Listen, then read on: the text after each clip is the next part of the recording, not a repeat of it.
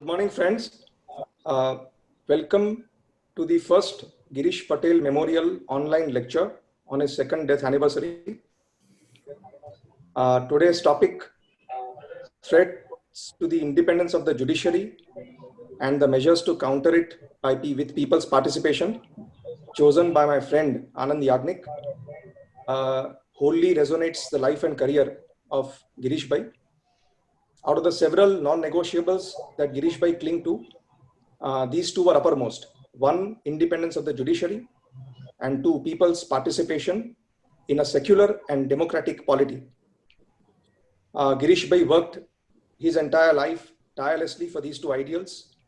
He worked with lawyers, activists, academicians, and public-spirited citizens for accomplishment of these two ideals inside and outside court.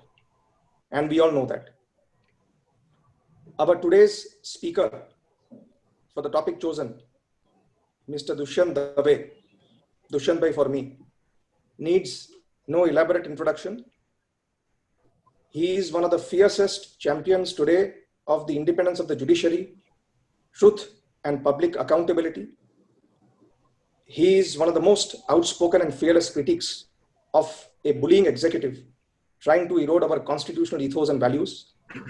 He is an icon and an exemplar for young and budding lawyers. He is a crusader against corruption in public life. He is a trailblazer. And above all, he is a perfect fit to deliver this first Girish Patel Memorial virtual lecture. Friends, for you, Mr. Dushyant Dave. Namaste, Mitro. It is indeed a great privilege and a pleasure to be on this platform today to pay homage to Sri Girish Bhai Patel, someone who commanded universal respect, and I particularly had immense respect and regard for Sri Girish Bhai Patel. Today is a very, very important day in the lives of every Indian. Mahatma Gandhi's Jayanti is a day of greatest spirituality that any man and woman can experience. It is also a day which we must celebrate as a day of consciousness against injustice, because all his life Mahatma Gandhi fought against injustices. And this is something which is missing post 1947 in a very substantial way in our country, as a result of which in last over 7 decades, whatever was achieved by great freedom fighters, including Mahatma Gandhi, has been systematically lost. And we are seeing today a nation which is deeply divided, a nation where communalism has taken over, a nation where hatred is respected, a nation where in the name of religion, killings are justified.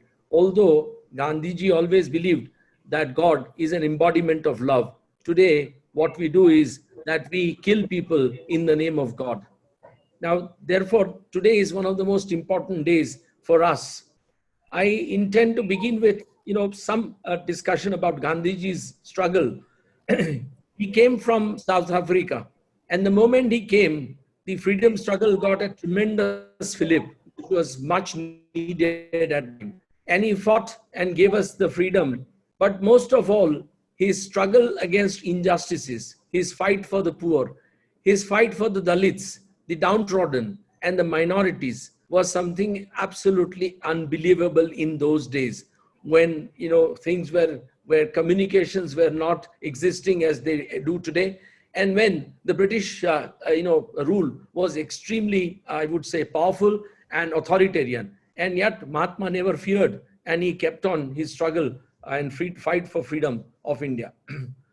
To Mahatma Gandhi, freedom meant much more than mere political freedom. And so he insisted on freedom of thought, freedom of expression, and freedom from suffering and ill treatment in society. The foundations laid by Mahatma, of course, are shaking today. But then who else can we hold responsible except ourselves for these shaking foundations? Gandhiji believed in administration of justice at grassroots levels through Gram Swaraj Panchayat system, ultimately, which was embodied in the Gram Nyayalaya Act of 2008, which is an act to provide for establishment of Gram Nyayalayas at grassroots level for purposes of providing access to justice to the citizen at the doorsteps and to ensure that opportunities for securing justice are not denied to any citizen by reason of social,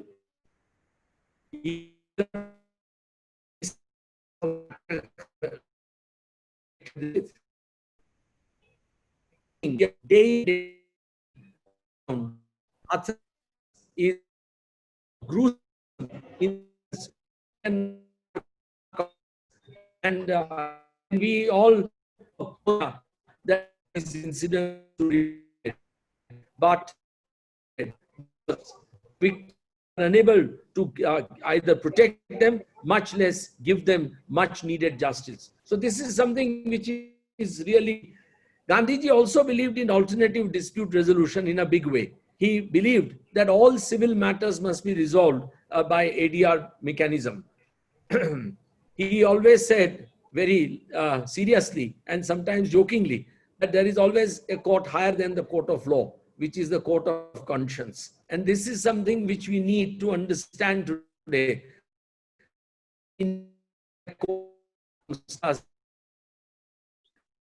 Because our judges, I am sorry to say, have forgotten their own conscience in administration of justice, which they should be remembering every second and every minute of dispensation of their duties. But that's not happening, we are seeing all around. And it's not meant as a disrespect to the judiciary. It is out of love and respect for the judiciary that one really feels that judiciary needs to buckle up very seriously and come to the aid of the people. It is not surprising that therefore the legal system turned court. And that although I have not been fully turned away from the courts, I still practice because that's my vocation. And I am not Gandhi, so I can't really go to the streets to, awake the consciousness of people. But I must say that the injustices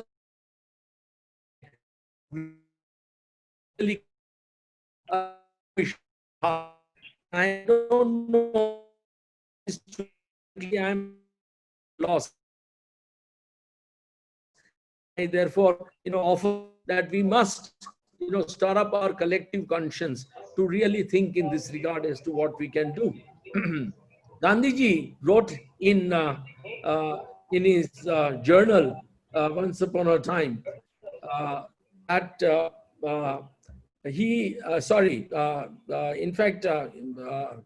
the Mahatma, M.K. Gandhi, attorney at law in Morgantown, Man Before Mahatma, which was Charles De Silva's book, he writes, Gandhi eventually lost faith in the traditional legal system, courts, judges, lawyers, litigants, but he never lost faith in the law.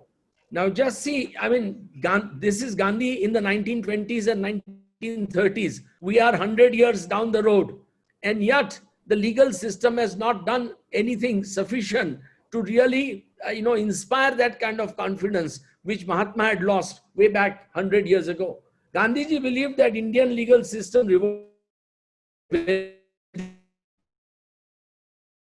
today. I have believed for a long time justice is really powerful, and which is really sad.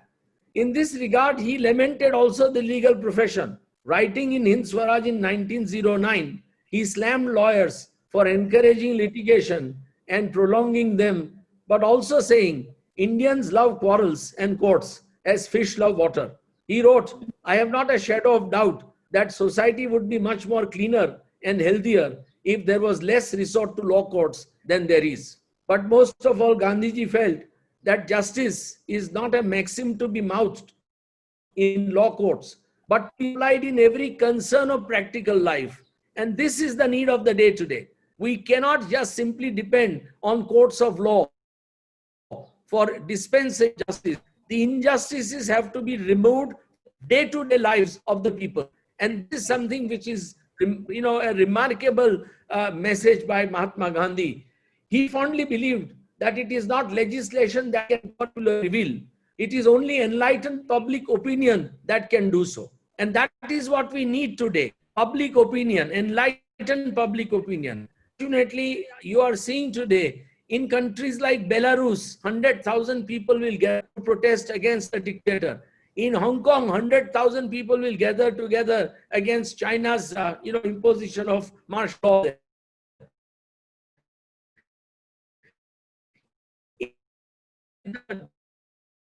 You know, spread lives matter. Now we need justice movement, and unless we do that, we won't be able to remove injustices from society. Us to get people who are on all over.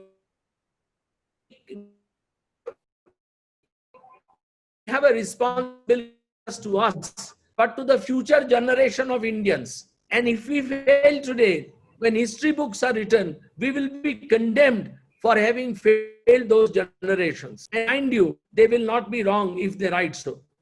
We have gathered today on this day to remember late Shri Girish Patel, one of the greatest Guratis ever to be born.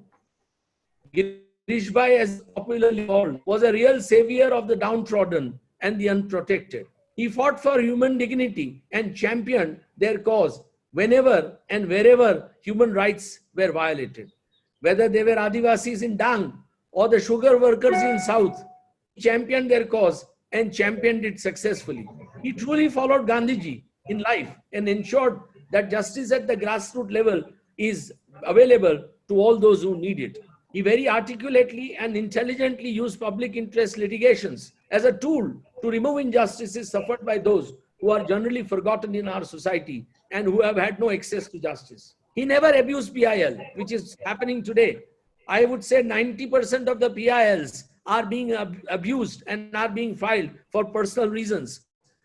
There are very few committed people like Anand here or Prashant Bhushan in Delhi who are pursuing PIL for genuine, causes. And that is what is required to be done. We need really genuine causes for this, one of the greatest innovations of administration of justice in our country by judges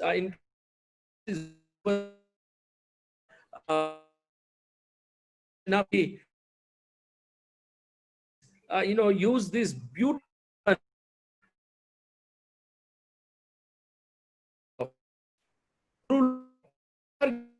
made effective use of them and for action for justice. For me, we have invited to deliver this memorial lecture in his memory. The subject of today's discussion is an apt tribute to his memory. Before I discuss the threat on independence of judiciary, it is important to understand what independence of judiciary means. Dr. Ambedkar, while discussing judiciary and constitutional provisions relating to it in Constituent Assembly, had said, there can be no difference of opinion in the House that our judiciary must be both independent of the executive and must also be competent in itself. And the question is how these two objects could be secured. Now, this is very important. Independent and competent. Both are singularly under challenge today within the existing administration of justice. Because if you don't have fiercely competent judges, it's not good enough to have merely an independent judge. You need very competent judges because justice delivery is as best as it is required to be done unless we have very, very able judges. And that's what is really a challenge. Dr. Rajendra Prasad, the indomitable chairman of the Assembly, Constituent Assembly, said, we have provided in the Constitution for a judiciary which will be independent. It is difficult to suggest anything more to make the Supreme Court and the High Courts independent of the influence of the executive. There is an attempt made in the Constitution to make even lower judiciary independent of any outside or extraneous influence.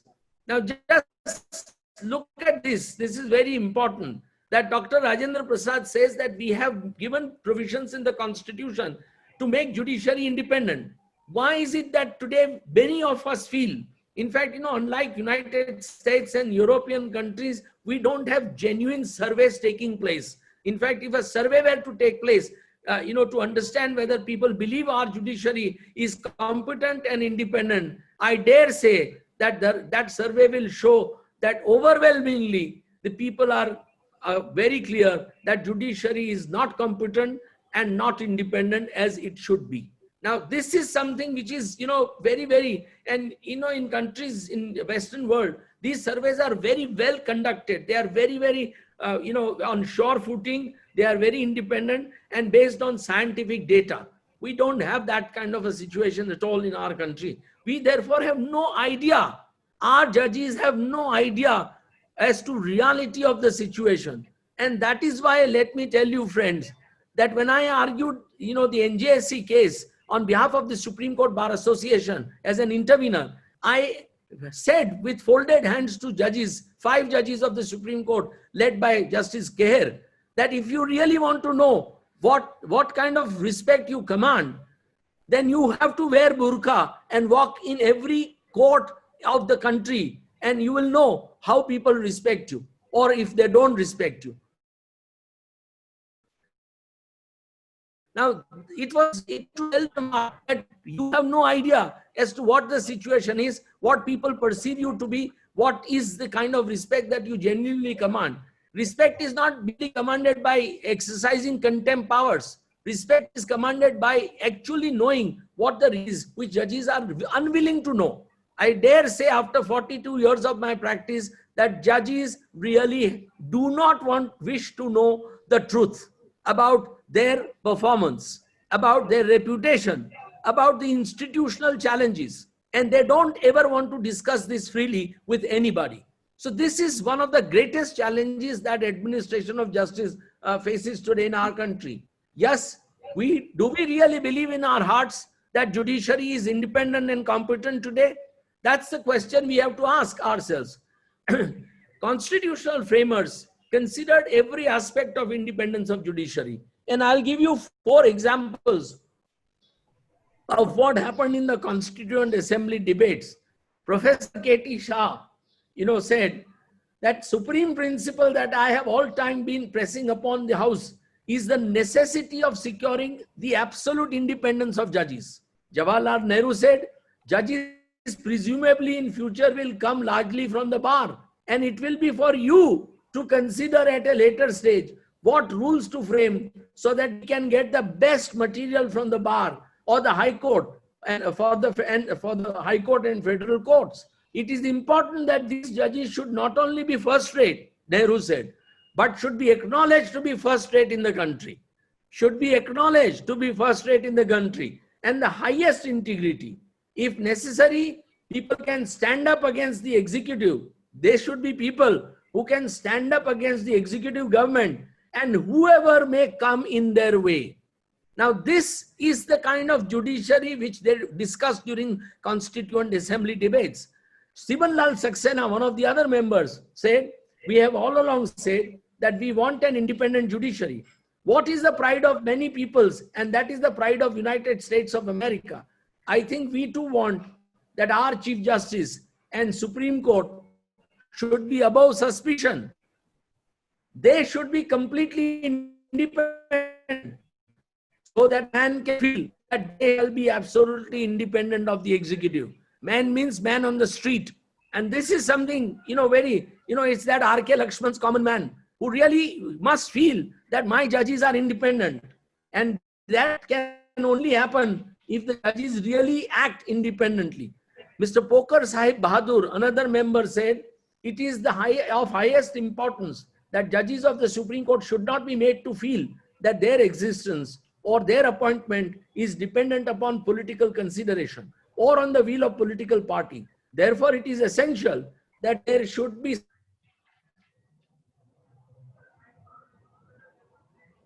judge owes his appointment to a political party. Just see this. In 1947-48, he says, of course, if a judge owes his appointment to a political party, Certainly in the course of his career as a judge, also as an ordinary human being, he will certainly be bound to have some consideration for the political views of the authority that has appointed him. That the judges should be above all these political considerations cannot be denied. Now, this is the basis on which debate took place. Dr. Ambedkar responded to all this, and he said ultimately, it seems to me, in the circumstances in which we live today, where the sense of responsibility has not grown to the same extent that we find in the United States, it would be dangerous to leave the appointments to be made by the president without any kind of reservation or limitation, that is to say, merely on the advice of the executive of the day. Similarly, it seems to me that to make every appointment that the executive wishes to make subject to concurrence of legislature is also not a very suitable provision. Apart from its being cumbersome, it also involves possibility of appointment being influenced by political pressure and political consideration. The draft article, therefore, steers a middle course. It does not make President the supreme and absolute authority in the matter of making appointments. It does not import the influence of legislature. The provision in the article is that there should be consultation of persons who ex hypothesi will be well qualified to give proper advice in matters of this sort. And now see his last words. And my judgment is that this sort of provision may be regarded as sufficient for the moment. Ambedkar did not even trust the Chief Justice to be entrusted with powers of concurrence, saying, with regard to question of concurrence of the Chief Justice, it seems to me that those who advocate that proposition seem to rely implicitly both on the impartiality of the Chief Justice and the soundness of his judgment. I personally feel no doubt that Chief Justice is a very eminent person, but after all, the Chief Justice is a man with all failings, all sentiments, and all prejudices which we as common people have. And I think to allow the Chief Justice practically a veto upon appointment of judges is really to transfer the authority to the Chief Justice, which we are not prepared to do. Now, this is precisely what the constitutional framework was, to give independence to the judiciary. And that is why Article 32 was incorporated, to ensure that Supreme Court can enforce fundamental rights of the citizen on mere filing of a petition. In fact, Article 32 itself is a fundamental right under the Constitution.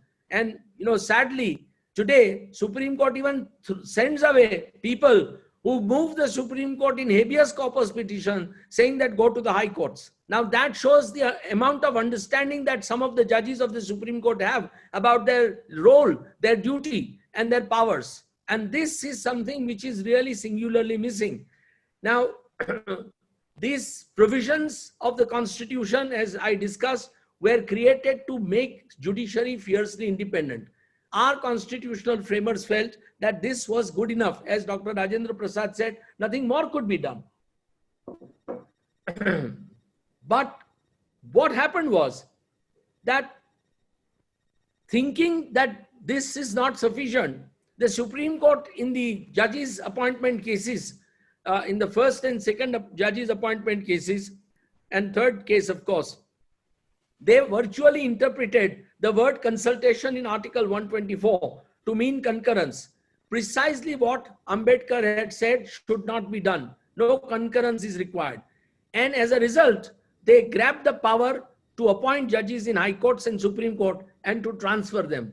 And this is unfortunately really the starting of the challenge in the judiciary.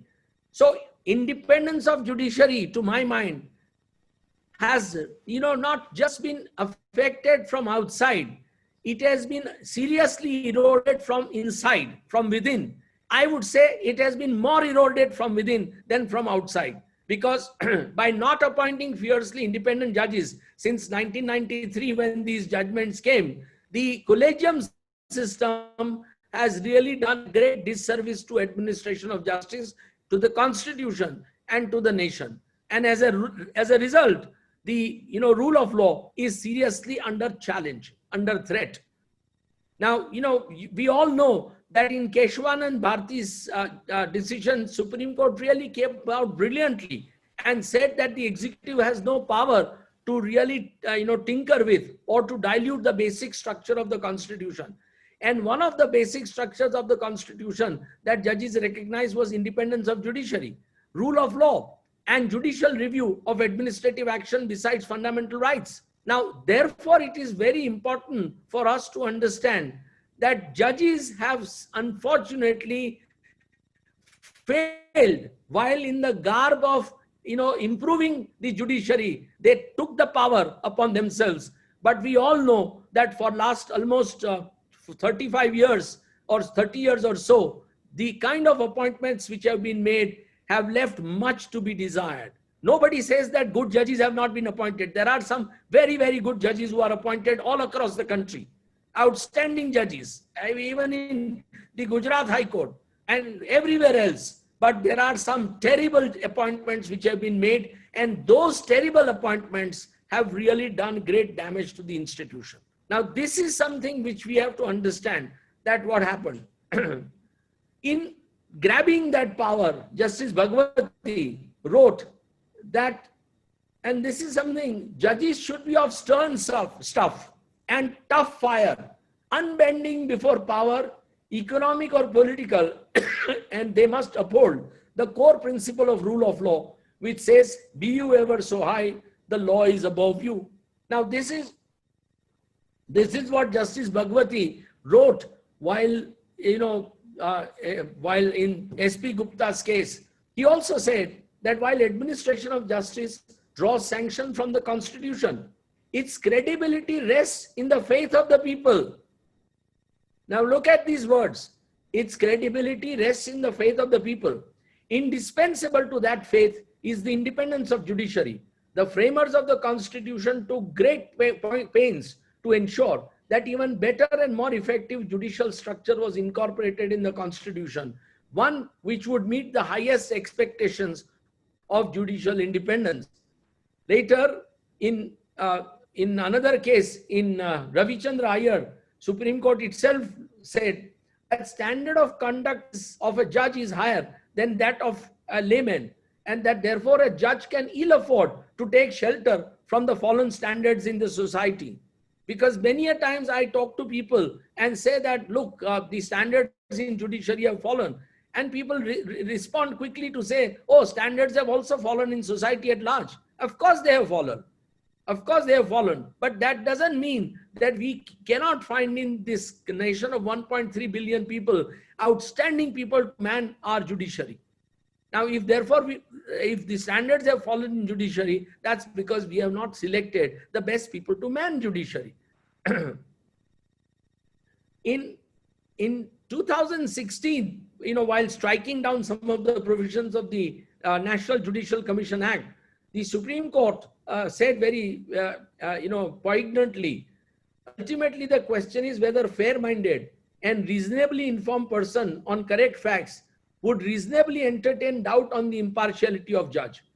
The reasonableness of the apprehensions must be assessed in the light of the oath of office he has taken as a judge to administer justice without fear or favor, affection or ill will, and his ability to carry out the oath by reason of his training and experience.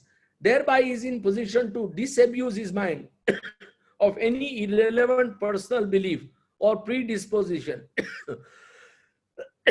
Now, this is what was said in 2016.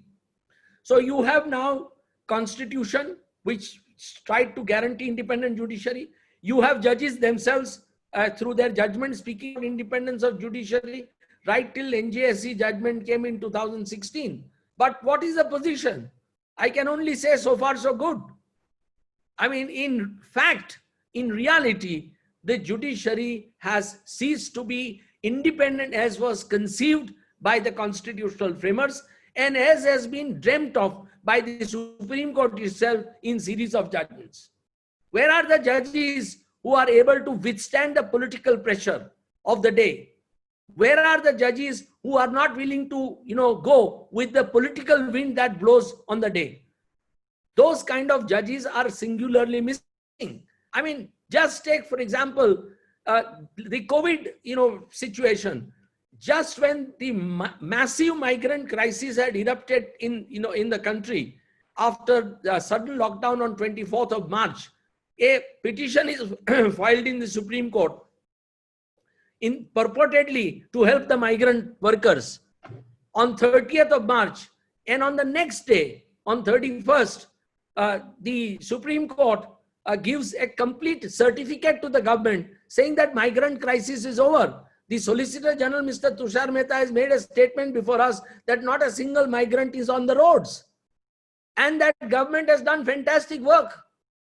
Now, is this the role of the Supreme Court to give such certificates in 24 hours of filing of a petition? So it really tells you that court has really ceased to be independent. We filed another petition, Prashant Bhushan had filed and I argued, where we asked the Supreme Court during COVID crisis that under the National Disaster Management Act, a national disaster plan is condition precedent. And COVID is a challenge which requires that kind of a plan besides an annual plan. And if that plan is made, then people are entitled to certain rights, including right to be compensated, right to be given financial help, and use of National Disaster Response Fund, to which every money which is paid by individuals or institutions is credited. So without pressing that into act, the government has created PM Care Fund, where the funds, it's a private trust which is not audited by Controller of Auditor General, and all the funds, thousands of crores, have been given into that. Now, this is something where we ask the Supreme Court that why don't you direct the government to merge that fund into National Disaster Response Fund so that it can be used for the purposes of fighting this disaster. But we failed. And the judgment is completely contrary to express provisions of the statute. But I mean, therefore, and judges didn't even really ask the government. Now, the problem is that over the years after Keshwanand Bharti, Supreme Court's authority has slowly and steadily eroded. And that also of the High Courts. Despite very tall proclamations, pious proclamations, the Chief Justice and Collegium have over the decades failed to appoint such judges as were contemplated while taking away the power from the executive. The Collegium system has worked highly unsatisfactorily, with its members selecting High Court judges and Supreme Court judges on what I consider give and take basis. So the Collegiums, whenever they sit, they always have one candidate of mine, one candidate of mine, one candidate of mine, and that's how they generally end up deciding, not on purely merit basis, not judges who really are required to be appointed. It's not the Chief Justice alone whose failings Dr. Ambedkar was worried about, but failings of most Collegium members, which have resulted in poorer and poorer appointments. The best have rarely been selected. The political executive of the day, be it under Congress or BJP, have had tremendous influence in these appointments. Although this was precisely justification to rewrite the constitution in judges' appointment cases. It's no point discussing individual cases, but instances of two of the most honest, independent, and hardworking judges from Gujarat, Justices Jayant Patel and Justice Akhil Qureshi, are stark. In both the cases, collegiums comprising of good members took punitive decisions to transfer these two judges only because they were at some point of time of their career to take independent decision against the government of then Chief Minister Shri Narendra Modi and his Home Minister Shri Amit Shah. Now, these two decisions have left me completely devastated.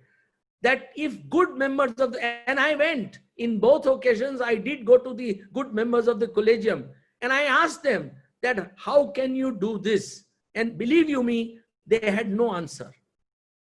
They had no answer except to say the Chief Justice told us and we agreed with him. Now, I mean, this is something which we have to remember. Justice Muralidhar of Delhi High Court has recently been transferred.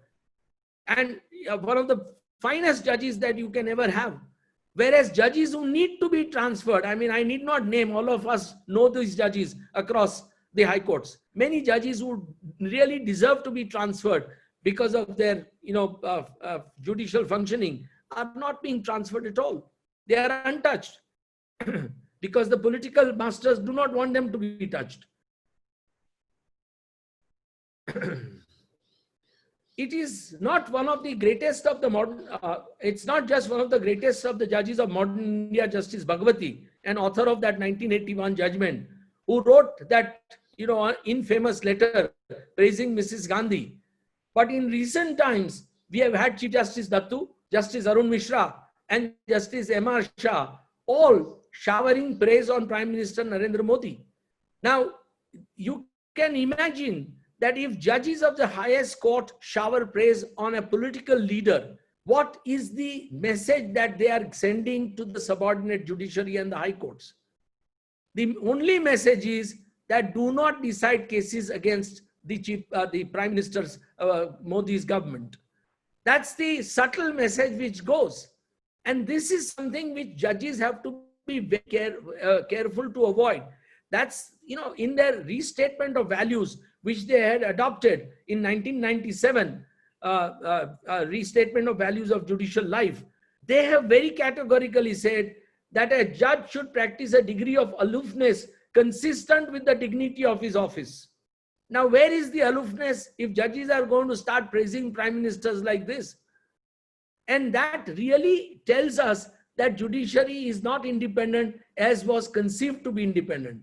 An independent judiciary is absolutely necessary for a free society and a constitutional democracy. More so in a country like India with a population of 1.3 billion people, where poverty as well as economic and social divide is deep and stark.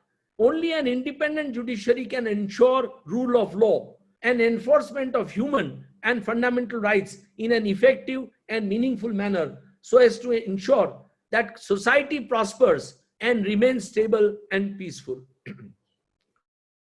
Doctrine of separation of power necessitates independent judiciary that is independent of the executive and the legislature. Judiciary has a vital role in the constitution to provide effective mechanism to check the executive and parliament. But independence of judiciary also includes independence of each and every judge. The basic objective underlying role of judiciary is that judges must be able to decide a dispute before them in accordance with law and uninfluenced by any other factor. Therefore, independence of every judge individually is paramount for rule of law. Of course, independence of judges should also include that they are not controlled by their own superiors. However, independence of judiciary is a continuous struggle which takes place within the framework of an outgoing and dynamic process. Constant vigil is required. It also means judges must be and must appear to be unbiased in every sense. With these constitutional expectations and judicial pronouncements, it is impossible to conclude that judiciary today is independent in any real sense. Justice delivery has been deeply influenced by the executive of the day and political ideologies. As a result, what we are witnessing is a steady decline in checks and balance system in favor of the executive and the parliament.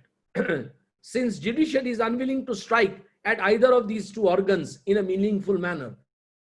How else can we explain the recent decisions which have been taken under the Chief Justiceship of Justice Kehar, Justice Mishra, Justice Gogoi, and the current Chief Justice Bobde? All serious matters involving governmental decisions or parliamentary legislations have gone in favor of the executive, without exception.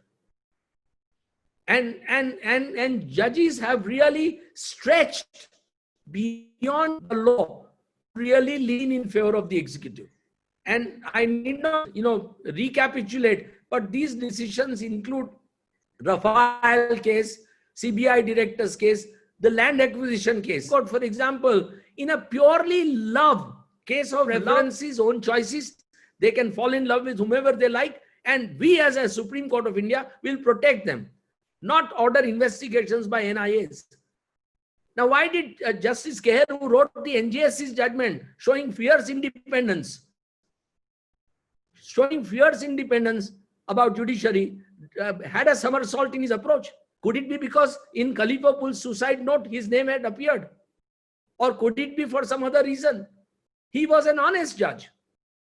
And yet, within no time, he changed his complete, judicial approach. Same thing happened with Justice Mishra, Deepak Mishra.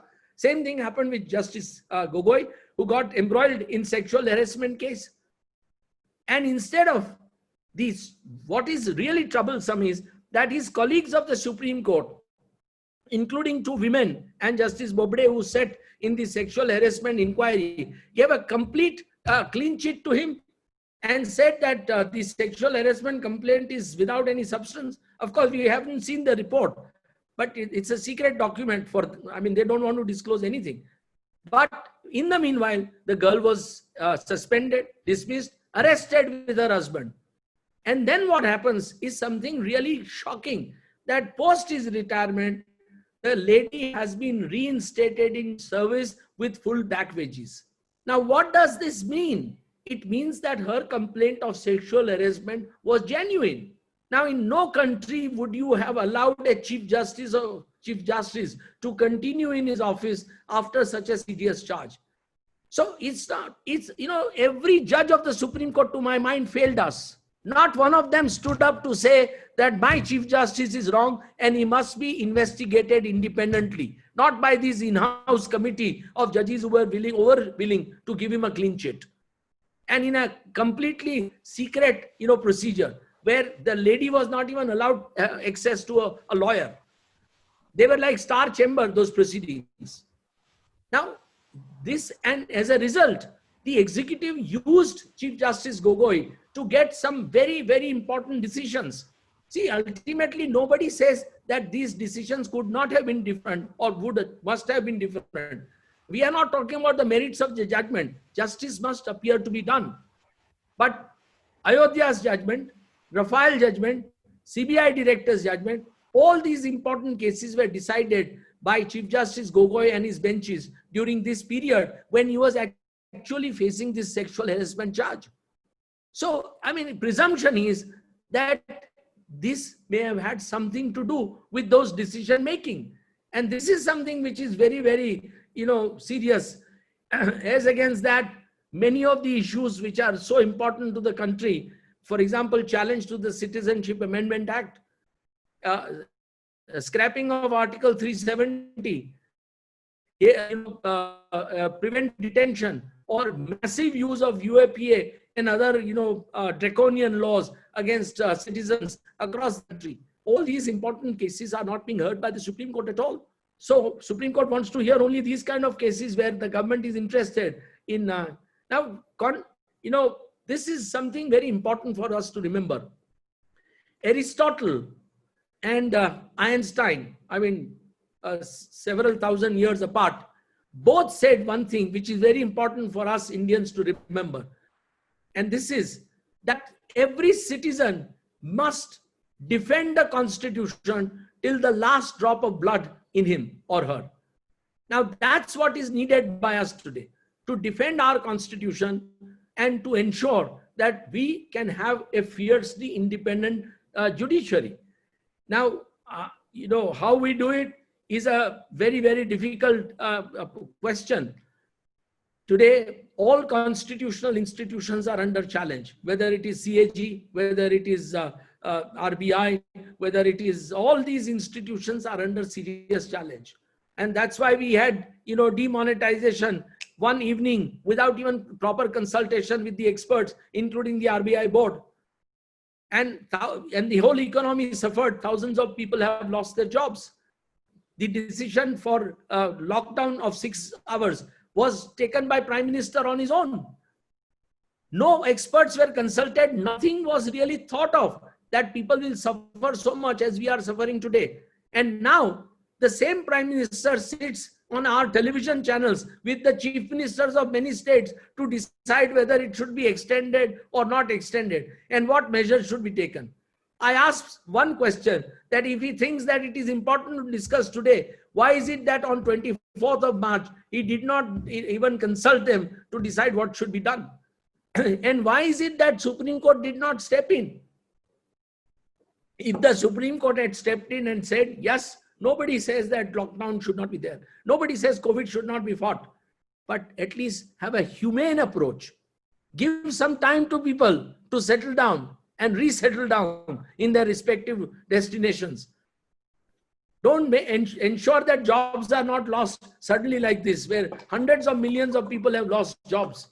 Now, all those issues, I mean, can you imagine that migrant workers on borders were sprayed with insecticides and pesticides? What more inhuman treatment of human being can there be? And that in the garb of a democracy. In the garb of a democracy. And we just keep quiet about it. No police officer, no IAS officer, no other officer has been dismissed from service for all these kind of acts. So I feel that it is very important that we really must be vigilant about it. What we need today is constitutional consciousness. And this is something which we have to understand, that unless we have that kind of a consciousness, we won't be able to really, I mean, our slide is continuous. It is steady. And it is accelerating every, years now, every few years, because of the kind of executive power that we have today. As constitutional framers had warned us, and Supreme Court had itself reminded us that there is need for people to keep a strong vigil in this regard. Citizens have a great stake and role to play. We must remember that Constitution of India is a document which gives every citizen to himself and others on continuing basis fundamental rights and other constitutional guarantees. Preamble clearly says, we the people of India, having solemnly resolved to constitute India into a sovereign, socialist, secular democratic republic and to secure to all citizens. This is a very unique document. Every generation automatically is a signatory to this document. It is not that we the people were the people who signed this in 1950 alone. Each one of us is a signatory to the Constitution of India and to its framing. We the people of India are constantly giving us the Constitution, and we therefore have a great responsibility to see that Constitution, its spirit, its morality, all remain intact, and that it is not subverted by the executive or even by the judiciary. Participatory democracy is the catchword of the Constitution. We must not relax vigilance at any point of time. Citizens have a duty, a fundamental duty, to abide by the Constitution and respect its ideals and institutions. That's our duty under Article 51A. We cannot forget that sacrifices of millions of Indians who fought for the struggle of freedom from 1857 to 1947, they have shed their blood and given their lives to this beautiful nation. Freedom is difficult to win, but easy to lose. Ambedkar had clearly warned that India may lose democracy again if there is a landslide. India may retain democracy in form, but it will lose democracy in fact. And that's what is happening. Mrs. Gandhi did it. And now, under the present executive, we are seriously seeing erosion of constitutional values and constitutional morality.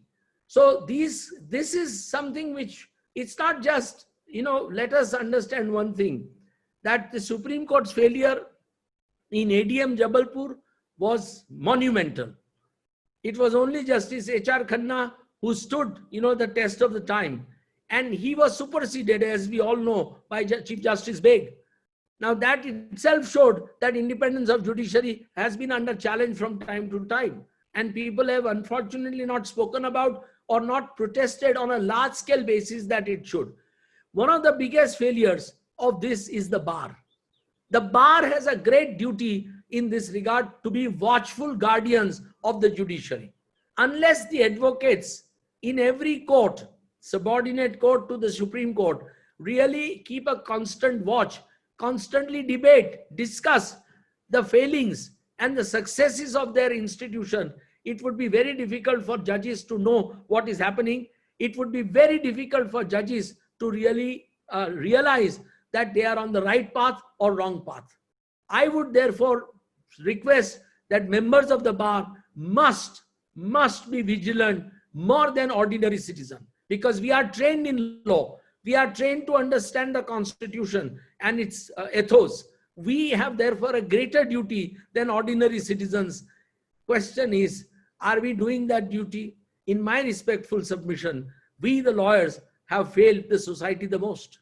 And remember, the greatest freedom fighters during that long struggle were all lawyers, whether it was Gandhi, Nehru, Sardar Patel, or hundreds and hundreds of others.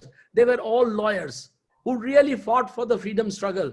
And at a time when British Empire was much more powerful than executive of the day today is or can be, they were not afraid. Why is it that we, the members of the bar, have lost our courage to stand up for fierce independence of judiciary, to ensure that judiciary is, manned by competent and able people and is genuinely able to deliver justice and as quickly as possible? We, therefore, as lawyers, have a lot to introspect in this regard. So this is something, we must understand one thing. There's a very beautiful book, How Democracies Die, by two authors, Levinsky and Ziblatt, in which they conclude very beautifully in one sentence that democracies die not by generals, but by elected governments. And that is something which we must remember, that we cannot allow our elected government to kill our democracy. Whatever may be our bhakti towards our leader, the nation is far above him, and constitution is much more revered a text than any other religious text in a democracy. Then only, if we understand this, then only we will be able to serve our nation and our people. There is no other way, friends. And this is what we really need to realize, the constitutional consciousness. Thank you very, very much. I thank Anand Yagnik, a good friend, an indomitable and courageous leader of the bar, and a follower of Girish Bhai Patel. I also thank Shalin Mehta, one of the most outstanding and lawyers of the Gujarat High Court today, and son of an extraordinarily worthy father whom I was very friendly with, late Niranjan Bhai Mehta, for organizing and conducting this event, and to continue the struggle started by Girish Bhai Patel. I compliment all those others who are continuing in the footsteps of Shri Girish Patel. I thank all of you who have participated today and heard me this morning on this sensitive but very fundamental issue. I thank the media for being here, and I do hope that this message of collective consciousness being awakened is carried to the people, and that people really can understand Constitution and stand up for Constitution to defend it to the last drop of the blood, as Aristotle and Einstein had said. I wish you all good health in COVID period. Thank you very, very much. Thank you, Dushyant Bhai. Wonderful. Thank you very much, Dushyant Bhai. There have been few questions, Dushyant Bhai, for you. First question is about justice movement that you have spoken about, and how can we realize this movement for justice at a time when the independence of judiciary is under serious threat, and separation of powers are under questions. The people have started raising questions about the independence of judiciary. So please throw light on the justice movement. Well, it's very difficult to really, answer this in a short period. But what we really need, as I said, is a consciousness that we, who is the ultimate savior today of the Constitution? Who has that role and duty assigned under the Constitution? Who can stop the executive from being dictatorial? Who can stop Parliament from, passing, laws like the farm bills? Only the judiciary and judiciary. Now, therefore, we need an extraordinarily strong judiciary and capable judiciary. And to ensure that, it's not enough that judges have, arrogated to themselves the power of appointing and transferring them. All of that has been abused, as we have seen. We have to therefore constantly discuss and debate and talk about it, so that there is moral pressure which is built upon the judges all the time. Unless we are able to build that moral pressure, if 1,000 people were to stand together in front of the Supreme Court and tell the judges that what you are doing is not for the benefit of the Constitution and the Supreme Court, and the democracy, the judges will hear that kind of a voice. Today, judges they are just doing whatever they want to do because they know that they are unchecked. The only check on the judges is the moral pressure that we collectively can do it. The media has to do it. Media has to constantly write and expose the good part, the bad deeds of the judges while praising the good acts of the judges. So, every one of us has a civil society has a greater role. Every social organization in civil society, be it Lions Club, being Rotary Club, being any other organization, they all have to get together and discuss and debate. They should not feel, see what has happened is that we as a nation have become dormant. We have left everything to the judges without really being critical of the judges. So objective criticism of judges is really the need to ensure that we can change and improve the justice delivery system. Because wherever there is injustice and judges fail to act, we must tell them that you have failed here. This is your failure. That's how we have to do it, slowly and steadily. The second question is from Father Cedric Prakash, and he poses a question. Is there any way forward to ensure that the judiciary becomes just, humane, non-partisan, and incorruptible? As I said, only by moral pressure. There is no other way. There is no other way. Because, judges, I'm sorry to say that judges are a club unto themselves. And like all, clubs or all social organizations, the judges always, defend each other and further each other's interests. So as a result, see, the problem is that judiciary is unfortunately overwhelmingly becoming or is dominated by sons and daughters and relatives of judges and senior lawyers. And this is something which we must understand is not doing well for the institution. You need, see, whatever people may say against the reservation, you have to have judges who are truly representative of various sections of the society. So judges who understand the problems of various sections of the society, because we have too many vulnerable sections in our society, Dalits, the minorities, the women, all these, or the poor, for example, all these sections of the society are completely vulnerable and undefended. So if you have judges who are appointed from various strata of society, various sections of the society, they can understand the problems and they can then administer in a manner which will be really humane. Student from Nirma Institute has a question for you. His question is, when the petition questioning amendment in Article 370 and related provisions of the Constitution is not being heard, when the petitions with regard to reservation on economic criteria is not being heard, when Supreme Court refuses to hear 1600 habeas corpus petitions arising from Jammu and Kashmir, what is the way out? How do we convince Supreme Court to take up these matters which not only affect Jammu and Kashmir, not only affect UP, but it affects the rule of law? There is clearly, there is a clear attempt here, as I understand, on the part of the Chief Justice, for whatever reason, that he does not want regular working of the court to resume, even with the best available technologies. And he is, very content with what is happening. Now, they might write in Prashant Bhushan's judgment that we have taken up 16,000 cases and this cases and that cases. But I can assure you, the most important cases are not being heard for whatever reason it may be. And thousands of people are waiting for justice. Thousands and thousands. I got a message from one of my own professor from HL College of Commerce, who, very rightly pointed out that I am 80 plus. The pension that I am entitled to is not being given to me for last 25 years. and the Supreme Court is not hearing the case. I requested the bench concerned to take up the case, and it's not being taken up. Now, what do you do about it? So, I mean, and unfortunately, the bar is not united. If there was a unity in bar, although I am a president of the bar, I am unable to, generate the kind of resolution that I would like, condemning what is happening in the Supreme Court today. Because unless we condemn them, the judges will not be, will not rise from their slumber.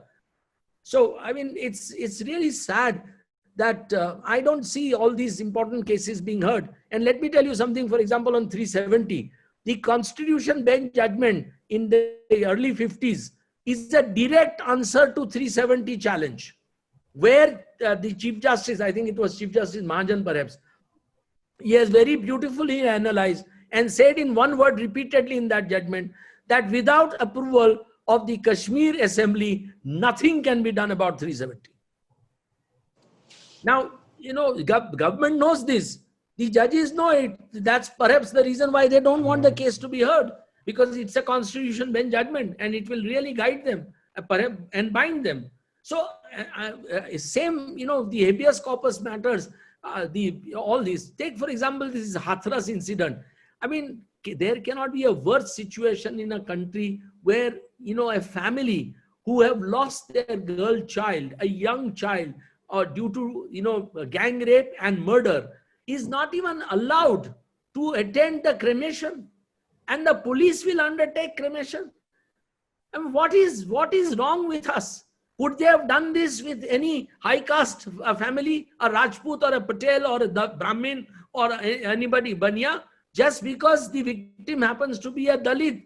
So in UP today, there is virtually no rule of law.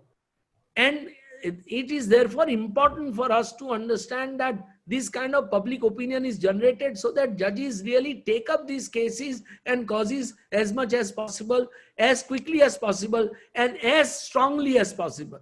Unless you send 50, 100 messages to the executive, they are not going to understand. You have to remind them of the Constitution and do it in 50, 100 cases, and I promise you they will stop it and hold officers accountable. See, take for example 1984 riots in Delhi and 2002 riots in Gujarat. If the judiciary had held the politicians, the bureaucrats and the police officers concerned as responsible, you would never see, these kind of riots supported by the governments. Now they failed. They failed miserably.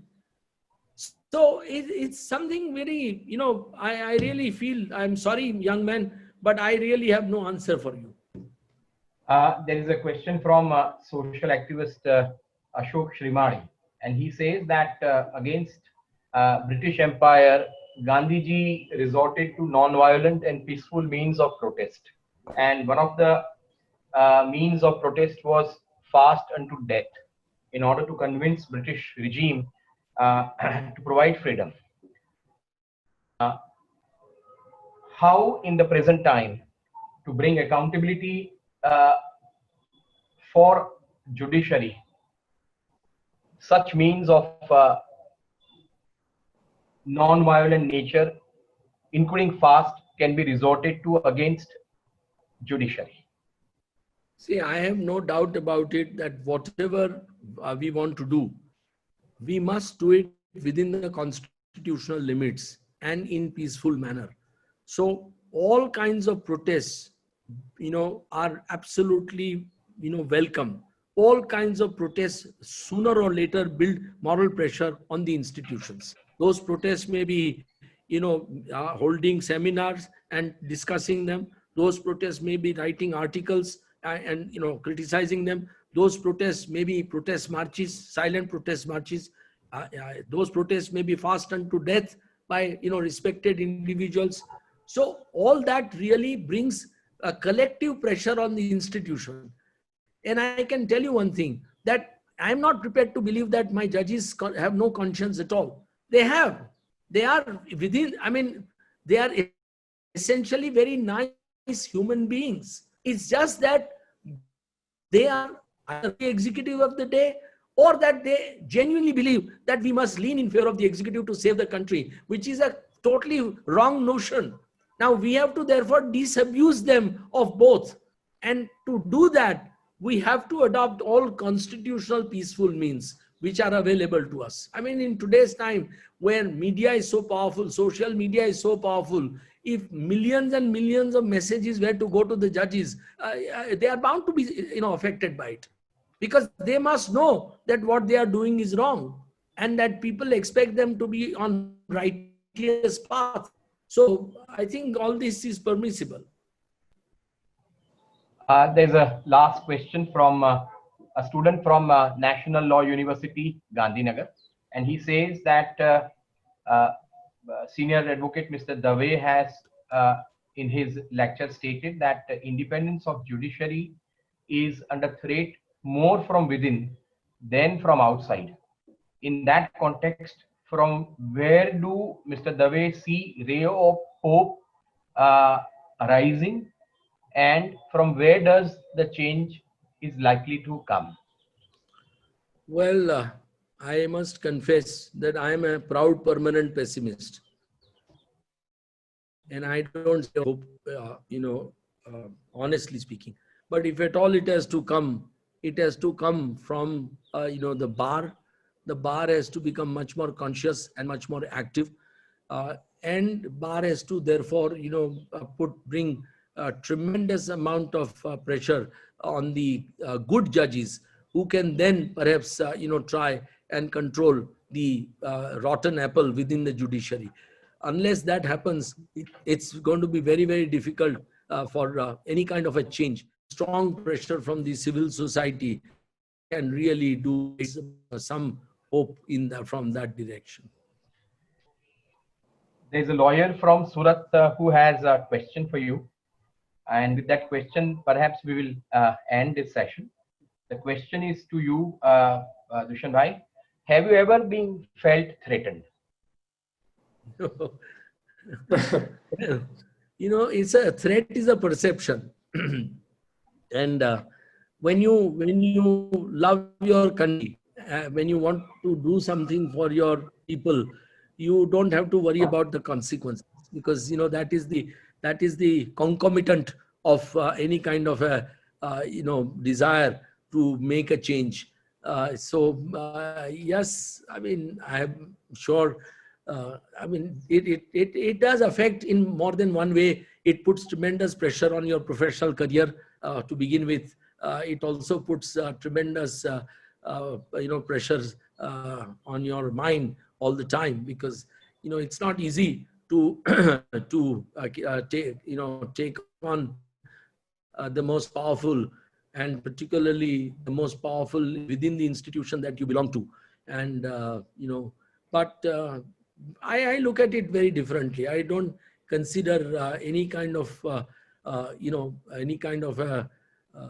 threat as a threat. People have a right to object to what I say. I am not saying everybody must agree to what I say and what I do. They have a right to object, and they, if their objection is sometimes translated into unpleasant situations, I have to take that as it is. I mean, I can't really wish that everybody would be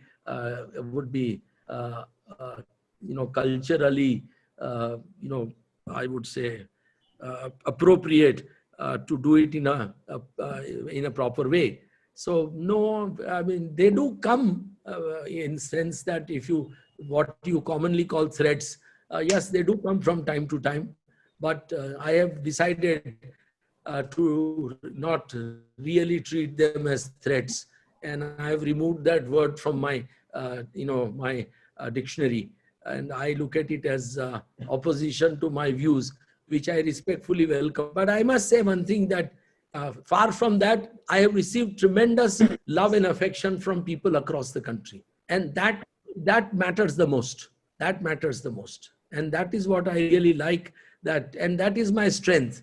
That if I am able to carry my message to even one individual in a day, that is my success.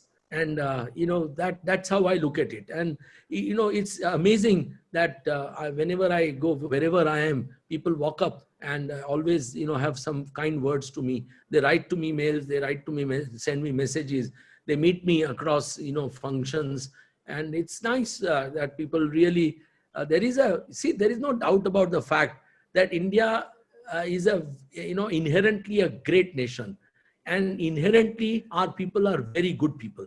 It's our sad point is, which is now the sad point of most countries in the world, that we have not been able to find the right leaders to lead us. If we had right leaders to lead us, this country would not be where it is today. So these people, good people, are everywhere, and they just need to be told about the issues, and then their goodness in them comes out, and they acknowledge it. So that's the reward, and I am really happy about that reward, which people give me, a shower on me with their love and affection. I am eternally grateful to them. May I request Shalin Bhai to end the session with 2 words of praise for Dushyant Bhai? No, please Thank you, don't thank do you, Dushyant Bhai. Thank you, Dushyant Bhai. You said that enlightened public opinion is what matters today, and I fully agree. Actually, your lecture has enlightened all of us. And personally, for me, there are 2 takeaways today. One, you mentioned about Mahatma Gandhi's belief, his firm belief, actually, that the court of conscience is always higher than the court of law. That's one of the most important things, and that is also quite in sync with Girish Bhai's favorite lines. His favorite lines, I don't know whether you are aware, but his favorite lines were these: that if you are smart or rich or lucky, you will beat the laws of man, but the outer laws of nature and the inner laws of the spirit, no man can. These were his favorite lines, and I think that is in tune with what you just said. And second takeaway for me is that I fully agree with you that the most important thing today, right now, is constitutional consciousness. I think all of us have got to stir up our own conscience to make this a better society. And I think I fully endorse your views, and we thank you. We really profusely thank you so much for delivering the first virtual Girish Patel Memorial Lecture. Who knew that we would go virtual? But you were a perfect fit, and thank you so much. Thank you very much, Dushyant Bhai. Thank you very much. Namaste to you. Jai Hind. Jai Hind.